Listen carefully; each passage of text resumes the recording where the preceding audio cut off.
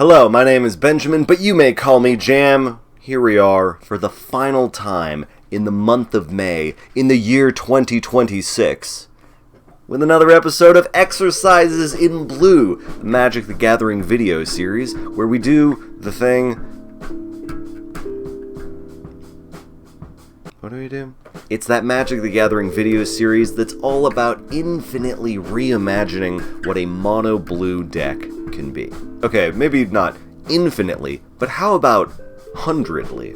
As inspired by Exercices de Style, collection of short stories by Raymond Queneau, a French author who tells a brief little anecdote, a tiny tale, and then retells that tale 99 different ways. So we are going to create 99 different mono blue commander decks, unless I burn out or get distracted or lose interest.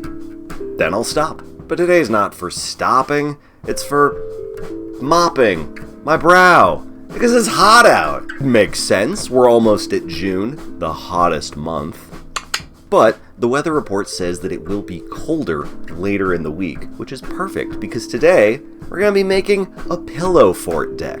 This is a deck where the entire strategy is all about snuggling up, maximum coziness, maximum relaxation. Other people trying to sling damage at us, put us in the crosshairs of some unkind instants and sorceries, launch 1,000 ships in our general direction. We're not about that. No, what we're up to is some downy soft, honey sweet relaxation.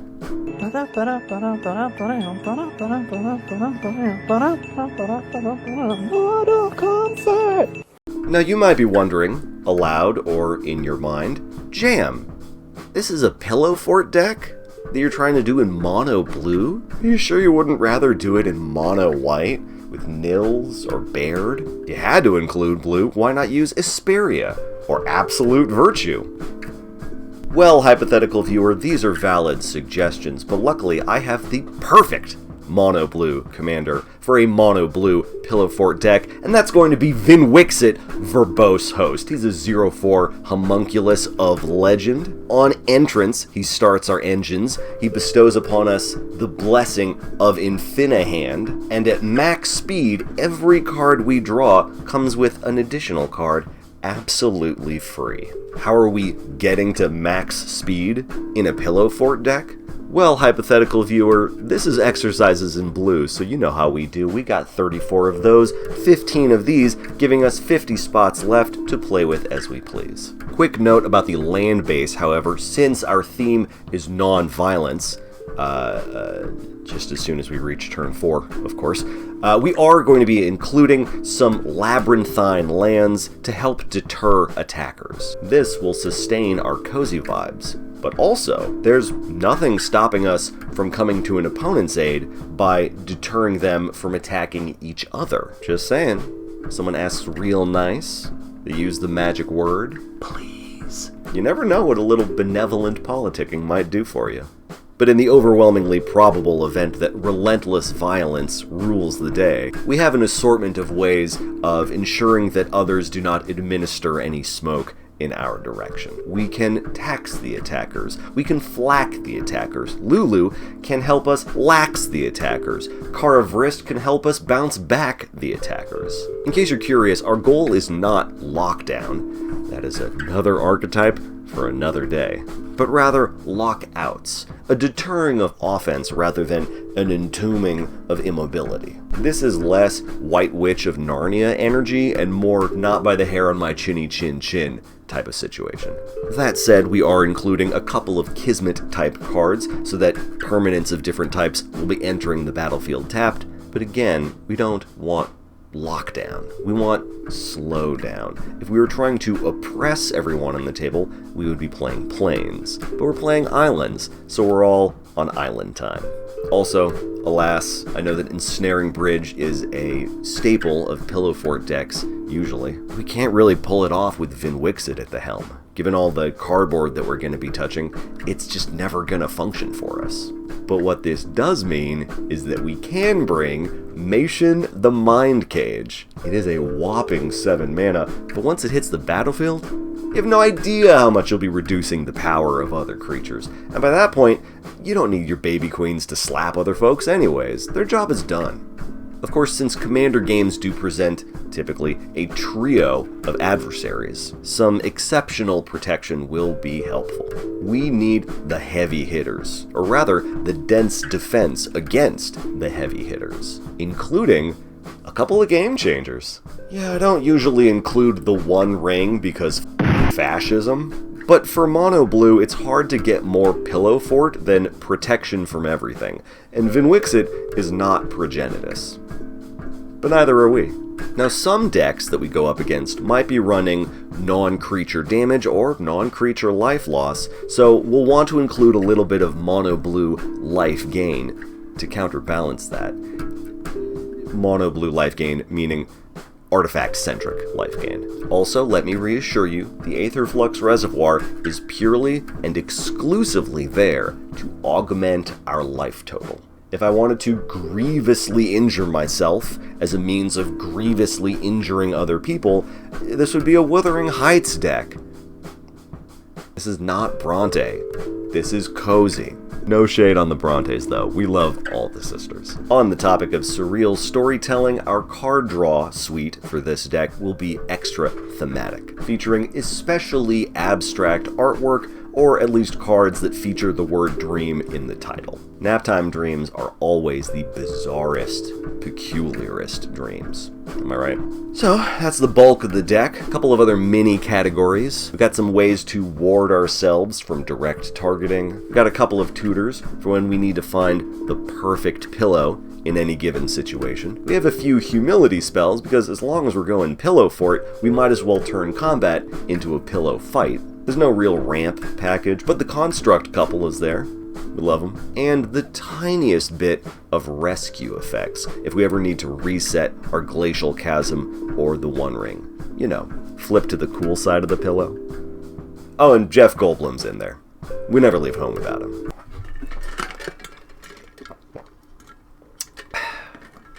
Of course, I understand that some people might chafe at the idea of all this pacifism. Maybe you like attacking with creatures and dealing lots of damage. Maybe for you, violence isn't traumatic and upsetting. Maybe it's cathartic, or fulfilling, or even entertaining. I'm not judging. My commander's mechanic literally requires life loss in order to function. So let's lean into the thrill of the fight and make a mono blue aggro deck, including a few unorthodox combat tricks, which will really lean into our color's strengths. Oh, I don't know my own power. This is Exercises in Blue, so you know how we do. We got 34 of those, 15 of these, but our evasive 1/1s are not going to win the day by themselves. Yes, we are still gunning for that ideal of reaching speed 4 by turn 4. But until we get there, everything's gotta pull double duty. We need baby queens with bonus features, ramp that draws us cards, and modal spells with a whole bunch of flexibility. Once we get to max speed, we're gonna need to start amping up the offense, and by doubling our card draw, Vinwixit will show us all of the many ways that knowledge really is power. So we will be turning card draw into +1/+1 counters, summoning fighters who hit as hard as our hand size, and including fashion accessories which let our fighters hit as hard as our hand size. There's a special note here too. Some of our sartorial selections also serve as certified sanctuaries, supplying certain soldiers with surplus safety by circumventing single-target spells, as well as similar instances of offensive severance. We also have a few one-sided board wipes and an assortment of spot removal, which is as cost-efficient as possible, generally at the expense of distributing some indemnifying creature tokens. Not usually what we're about in mono blue, but we can make a special case in this deck and give people some additional chump blockers. Won't hurt us in the long run. With that, we have 7 spots left in the deck.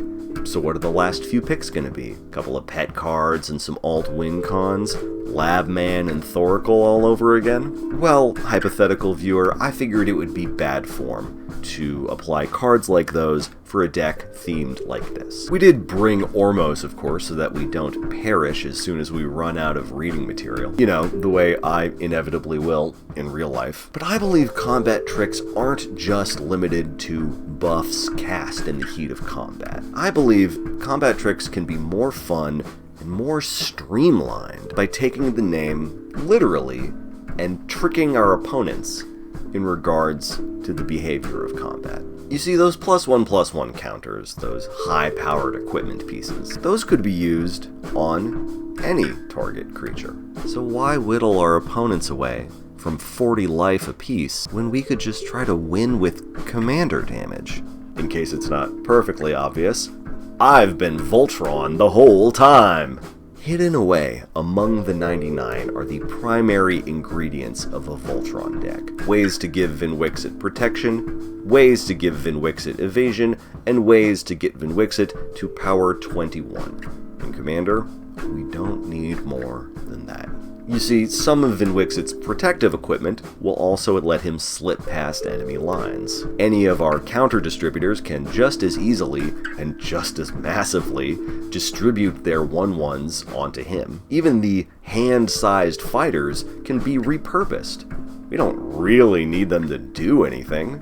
We can give their text box to Vinwixit legally, so that he can hit as hard as the size of our hand. Blue even has a couple of ways, literally two, to shuffle equipment around at instant speed. It's no inventory management, but it's better than nothing. In a single turn, with very little telegraphing, you can take this 0/4 legendary little homunculus and knock a player out of the game. But jam! You must be imagining, you've fallen for one of the classic blunders. Sure, by doing this you can take one player out of the game, but as soon as you do so, the other two players are going to turn on you and unleash their vengeance on you as soon as you pass your turn. A valid point, hypothetical viewer, to which I might respond, why the f*** would I pass my turn? Our final cards are Time Stretch and Walk the Eons, each of which can individually provide us 2 extra turns, thereby securing 3 rounds of combat, which are all that you technically need to achieve a Voltron victory.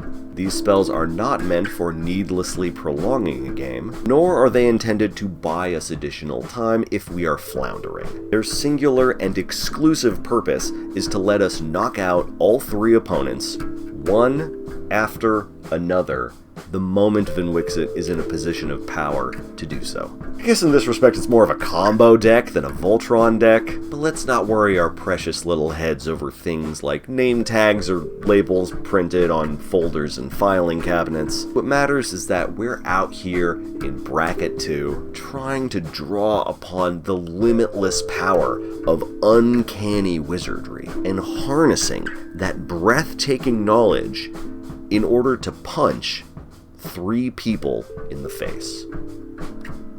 Ta-da! Links to both decks will live down in the description of the video. If you have suggestions for me, I'm open to persuasion. Leave me a comment about it. But that's enough exercises in blue for one day. You may still call me Jam, and for those of you who are watching and or listening, I thank you for your time and attention. Mwah!